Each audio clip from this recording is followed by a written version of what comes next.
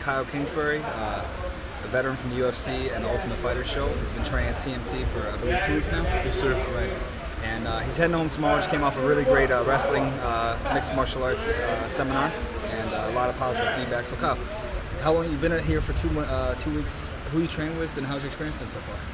You know, I've been working with a few different trainers. All of them were good. You know, a couple of the guys that fit me best were Goy and Yag, and really just, you know, my flow with them, working with them. I don't think there was any other trainer that I've trained with in the past that I connected with that much for a complete stand-up game improvement. You know, obviously I have great boxing coaches, wrestling coaches, jiu-jitsu coaches, things like that back home. But coming out here, you know, and just working the pure Muay Thai has really elevated my game. I can feel just in 2 weeks, you know. And I'm definitely going to be back out here, you know, after every fight for sure.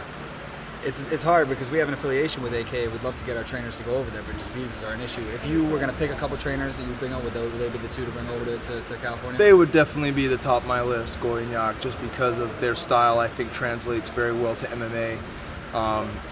Yag especially, you know, very fast, very speed-oriented, power. He doesn't, you know, sometimes with traditional Muay Thai, you know, things are slowed down, but with him that's not the case. You know, it's very applicable to what we do in the cage. Yeah. It's different, obviously, when you're training in a martial art, you know, specializing in something versus making it applicable for MMA. Did you feel like he was able to, or the trainers you work with were able to kind of grasp where you were coming from as far as needing to modify some of your striking for MMA, or is that something you'll bring back home kind of? They did. Yourself? They were able to do that. The thing is that they didn't try to change me. You know, that was the big issue. Sometimes, an example, you know, you work with a new boxing coach and he wants to give you a traditional boxing stance, you know, and that's fine for boxing, but for MMA, you know, you're just asking it taken down or get your front leg kicked out from you.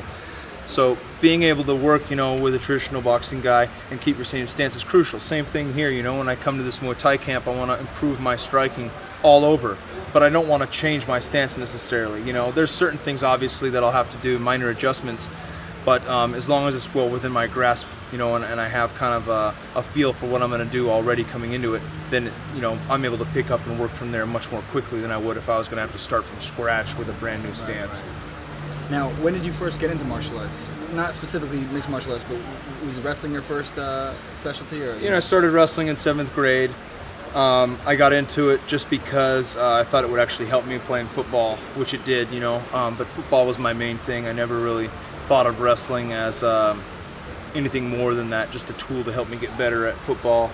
And, you know, maybe if I was in a scrap on the street, I'd be able to take some guy down, you know. Right.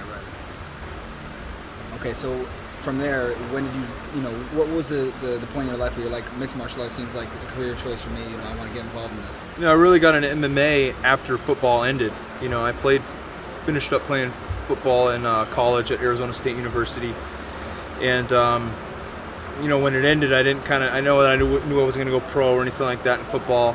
I'd always loved the sport of MMA, and I've always loved fighting, but you know, it's different fighting somebody you don't like on the street versus fighting somebody who's trained that, you know, you've never met before. You have no reason to hate this guy, you know, and he may very well be better than you, you know, so I didn't know if I would enjoy that. And you know, I started training MMA just to stay in shape. And I kind of bounced around from a couple different gyms out in Arizona, and when I walked into one, the guy who owned the gym ran his own promotion out there, a local smaller show. And he said, "Hey, you're big, do you want to fight?" And I kind of laughed at him and said, "What are you talking about?" And he said, "No, I'm serious, do you want to fight?" And I said, "You know, I've always thought about it, but I never really knew if I, you know, would like it or not." And he said, "Well, why don't you just get in there? We'll give you somebody that's, you know, not too good, see if you like it. You know, you get your feet wet, and if you like it, you can continue on." And that's what happened. You know, my first fight I won in 19 seconds with knees to the stomach. Second fight I won in 29 seconds with knees to the stomach. And, you know, it's just a huge rush. You got all your friends there from ASU football we're watching.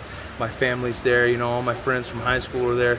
And it was a big deal, you know, and really exhilarating. When you play a team sport your whole life, you're used, you know, as a defensive end, I'm getting a sack, you know, maybe once or twice a game at best. That's my moment to shine. And I got a helmet right from him. I know what the hell you are, you know. But when you're in there in a single sport, and you're inside, you know, the cage, I mean, there's just nothing like it. I mean, you have your cornermen, you have your teammates that build you up to that fight. But when you finally get to that day where you fight, it's all on you to make it count, you know, and when you do that successfully, there's no other feeling like it. So very addictive, and that's what's kept me in the sport. Now, a fighter question. I've noticed it's very hard to remain focused on the fight and also listen to your corner. That's something I have trouble with. Do you find that you have trouble with it? Are you able to hear the corner over the crowd or anything like that? Like, what is your advice to fighters coming up when they're in the middle of the ring and they're starting to get tunnel vision? How can they also maintain that objective perspective from their coaches on the side if you maybe see things they can't see? Well, I would attack it with two different answers here. One thing, you know, addressing tunnel vision, first of all, it all comes down to staying centered inside. You know, I'm a big fan of yoga, a big fan of breathing. I meditate. I wouldn't say that I go as far as Diego Sanchez with it, but you know, I've worked with a great sports psychologist in Al Fuentes, who's worked with a number of other top-level fighters, guys, you know, former champions in the UFC. Sure. He's a terrific guy, and one of the things that he focuses on with me and other clients that he has is breathing techniques. And we go over several different breathing techniques, and the reason why is because your body's emotions are controlled with your breathing. Your brain reads your breathing. If you're breathing fast, you start to go into a fight or flight panic mode. You know, same thing. I get in the octagon and I'm breathing fast and I'm not thinking about my breathing. I'm just letting my heart rate rise. It starts to snowball. Everything snowballs. And then my vision comes in here. I can't hear anything. I can't see anything. All I can see is whatever I'm focused on. It might be his eyes or his mouth, and then punches and kicks are coming from all angles. I get knocked out.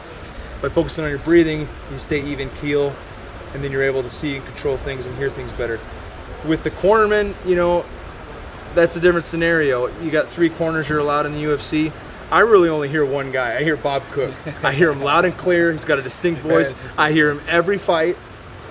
Occasionally, I mean, I come back in between rounds and I'll listen to everybody. You know, Coach Dave Camarillo, I'm listening to him nonstop. Great coach. If Kane's in my corner, I'm listening to him. You know, Wheatsy, my boxing coach, they all got good things to say.